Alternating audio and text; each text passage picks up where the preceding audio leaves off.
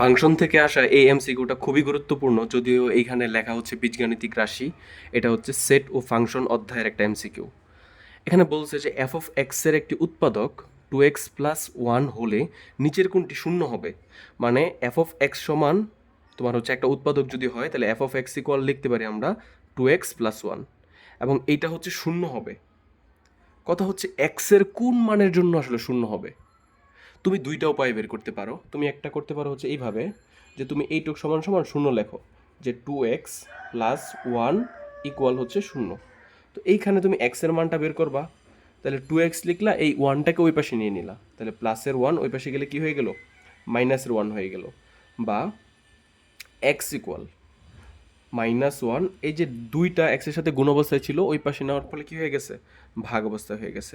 তাহলে এক্সের মান যখন আমরা হাফ বসাবো, মানে -1/2 বসাবো, তখন কি তোমার 2x+1 ইকুয়াল কি হবে, 0 হবে। তাহলে এক্সের মান হবে কি, -1/2। সো এটা কি আছে কোথাও, হ্যাঁ এখানে আছে। সো এটা হবে আনসার। এটা হচ্ছে একটা উপায়। আরেকটা উপায় হচ্ছে অপশন টেস্ট। কি বললাম, অপশন টেস্ট। তুমি কি করবা, এই যে দেখো অপশন টেস্টটা কিভাবে করবা, যে 2x+1, এইখানে এই যে এক্স আছে না, এক্সের জায়গায় তুমি হচ্ছে -1 বসাও। -1 বসালে কি হবে, যে -1 যদি বসাই, -1 ইন্টু 2, -2 হয়ে যাবে, +1। সো এটা হয়ে যাবে -1, 0 হয়েছে, হয় নাই। তুমি এক কাজ করো, আবার 2x+1, 2x+1-এর এখানে এক্সের মান 1 বসাও, তাহলে 2 একে 2 আর যোগ 1 করলে, 1 যোগ করলে কত হয়ে যায়, 3 হয়ে যায়, হয়েছে, হয় নাই। তুমি হচ্ছে -1/2 বসাও, তো 2 ইন্টু এক্সের মান বসাইলাম কত, -1/2 বসাইলাম, +1। তো এই যে হাফ আর এই যে হাফ কাটা দিলাম, তাহলে কি থাকলো, এখানে -1 থাকলো, -1 আর +1।